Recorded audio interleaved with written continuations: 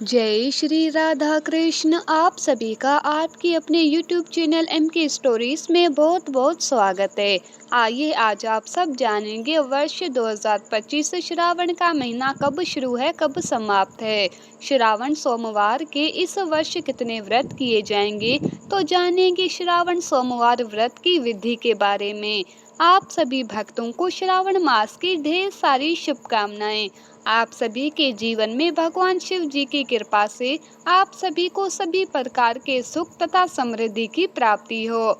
इस बार श्रावण का महीना जो कि 11 जुलाई से शुरू होकर के 9 अगस्त को इसका समापन होगा। इस बार श्रावण के महीने में 4 श्रावण सोमवार के व्रत किए जाएंगे। पहला 14 जुलाई, दूसरा 21 जुलाई, तीसरा 28 जुलाई और अंतिम सोमवार का व्रत जो कि 4 अगस्त को पड़ेगा। इस बार श्रावण पूर्णिमा व्रत की पूर्णिमा जो कि 8 अगस्त को होगा और 9 अगस्त को स्नान दान की पूर्णिमा तथा रक्षाबंधन का त्योहार मनाया जाएगा। श्रावण के महीने में भगवान शिव जी के पूजन करने का बड़ा ही विशेष महत्व माना गया है। इस दौरान भगवान शिव के भक्त दूर दूर तक कांधे पर कांवड़ ले जाकर के यात्रा करते हुए भगवान शिव जी का अभिषेक करते हैं। श्रावण के महीने में भगवान शिव जी को प्रसन्न करने के लिए श्रावण सोमवार का विशेष प्रकार से व्रत धारण किया जाता है। जो भी श्रावण सोमवार का व्रत धारण करते हैं उन्हें चाहिए कि सोमवार के दिन सुबह ब्रह्म मुहूर्त में उठ करके नित्य क्रियाओं से निवृत्त होकर के गंगा नदी में या घर के नहाने के पानी में थोड़ा सा गंगा जल मिला करके स्नान करना चाहिए। शुद्ध वस्त्र धारण करने चाहिए। इस दौरान श्रावण के महीने में विशेष प्रकार से जो कि हरे रंग की साड़ी या हरे रंग की चूड़ियां आदि पहनने का महत्व माना गया है। भगवान शिव जी का प्रिय वस्त्र जो कि सफेद वस्त्र होता है, वहीं पे माता पार्वती का प्रिय वस्त्र लाल रंग का होता है।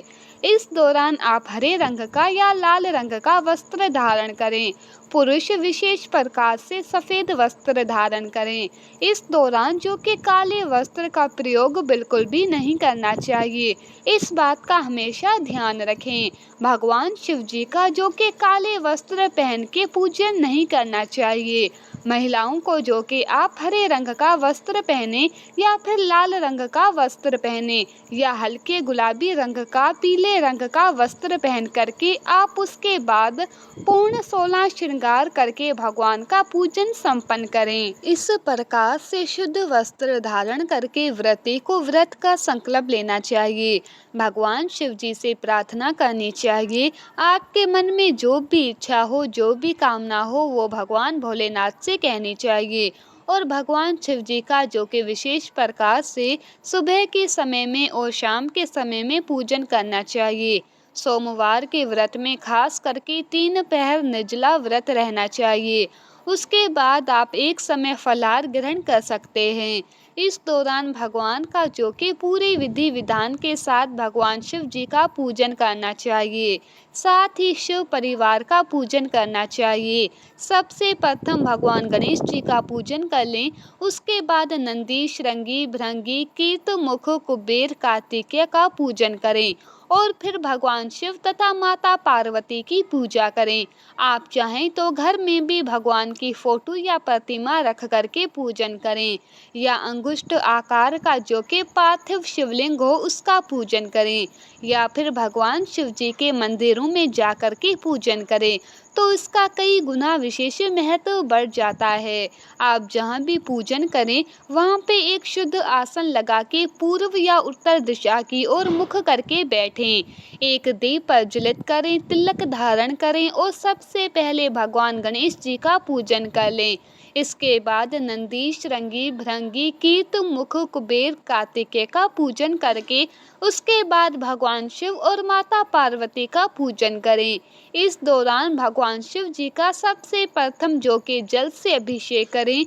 विशेष करके आप चाहें तो गन्ने के रस से भगवान का अभिषेक करें। या विद्या से यानी कि भांग से अभिषेक करें। शुद्ध गंगा जल से अभिषेक करें। पंचामृत से भगवान का अभिषेक करें। उसके बाद फिर शुद्ध जल से अभिषेक करें। भगवान शिव जी को सफ़ेद वस्त्र अर्पित करें। माता पार्वती को लाल वस्त्र अर्पित करें तथा समस्त श्रृंगार की वस्तुएं माता को अर्पित करें। भगवान शिव जी को यज्ञोपवीत अर्पित करें। फिर अक्षत, चंदन, पुष्पों की माला अर्पित करें। भगवान शिव जी को भांग, धतूरा, 3 पत्ते वाला बेलपत्र, उस पे राम का नाम लिख करके विशेष प्रकार से भगवान शिव जी को अर्पित करें। या नमः शिवाय लिख करके भगवान शिव जी को 3 पत्ते वाला बेलपत्र अर्पित करें। भगवान शिव को बेलपत्र अर्पित करने से व्यक्ति के 3 जन्म के पापों ताप नष्ट हो जाते हैं। कहा गया है कि भगवान शिव को अगर सच्ची श्रद्धा के साथ बेलपत्र अर्पित किया जाता है, इससे भगवान शिव जी अपने भक्तों के 3 जन्म के पापों का संहार कर देते हैं। तो भगवान शिव जी को बेलपत्र अवश्य चढ़ाएं। अनेक प्रकार से सुगंधित द्रव्य, इत्र आदि भगवान को अर्पित करें। धूप दीप दिखा के अनेक प्रकार के नैवेद्य आदि का भगवान को भोग लगाएं। दूध से बने हुए वस्तुओं का भोग लगाएं। ऋतु फल अभी के मौसम में जो भी मिल रहा हो उसका भगवान को भोग लगाएं। इसके बाद फिर जल से आचमनीय करवाएं। मुख शुद्धि के लिए पान पत्र, सुपारी, लौंग, इलायची के साथ में भगवान को अर्पित करें। इसके बाद फिर श्रावण सोमवार व्रत का कथा श्रवण करें। शिव पुराण आदि का कथा श्रवण करें। शिव स्तोत्र आदि का पाठ या श्रवण करें। इससे अनंत फलों की प्राप्ति होती है। इस प्रकार से भगवान का पूजन करना चाहिए और 3 पहर निर्जला रह के उसके बाद आप चाहें तो फलाहार ग्रहण कर सकते हैं। भगवान शिव के व्रत में जो कि अन्न का प्रयोग नहीं किया जाता है, तो अगले दिन जाकर के अन्न का प्रयोग करना चाहिए। आप सोमवार के दिन जो कि सात्विकता के साथ व्रत को धारण करें और इस दिन एक समय फलाहार ग्रहण करके व्रत को रखें। इससे अनंत फलों की प्राप्ति होती है। व्रती को एक दिन पहले ही जो के बाल आदि धो लेने चाहिए।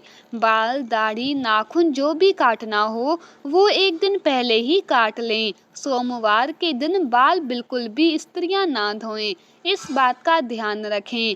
व्रत के दौरान शुद्ध और सात्विकता का पालन करें। ब्रह्मचर्य का पालन करें। व्रत के दौरान किसी के ऊपर क्रोध ना करें। इस दौरान ओम नमः शिवाय या श्री उमा महेश्वराभ्याम नमः इन मंत्रों का जप करना चाहिए। तामसिक वस्तुओं का, नशीले पदार्थों का व्रत के दौरान बिल्कुल भी सेवन नहीं करना चाहिए। इस प्रकार से व्रत को धारण करने से भगवान शिव जी अपने भक्तों के सभी प्रकार के दुख और कष्टों को दूर कर देते हैं तथा सुख और समृद्धि का आशीर्वाद प्रदान करते हैं। आप चाहें तो हमारे चैनल पे जो कि प्रत्येक दिन आप श्रावण मास महात्म का कथा भी प्रत्येक दिन श्रवण कर सकते हैं। तो आशा करती हूँ कि ये जानकारी आपको अच्छी लगी हो। इसी प्रकार से ज्ञानवर्धक जानकारियाँ प्राप्त करते रहने के लिए, व्रत पूजा के बारे में जानने के लिए, कथा को सुनने के लिए चैनल पे अगर आप पहली बार आए हैं तो चैनल को लाल बटन दबा करके सब्सक्राइब करें। साथ में बेल आइकॉन घंटी को दबाएं ताकि आने वाली वीडियो का नोटिफिकेशन आपको समय से मिलता रहे। वीडियो को लाइक करें, शेयर करें। सुखी रहें और स्वस्थ रहें। जय श्री राधा कृष्ण। धन्यवाद।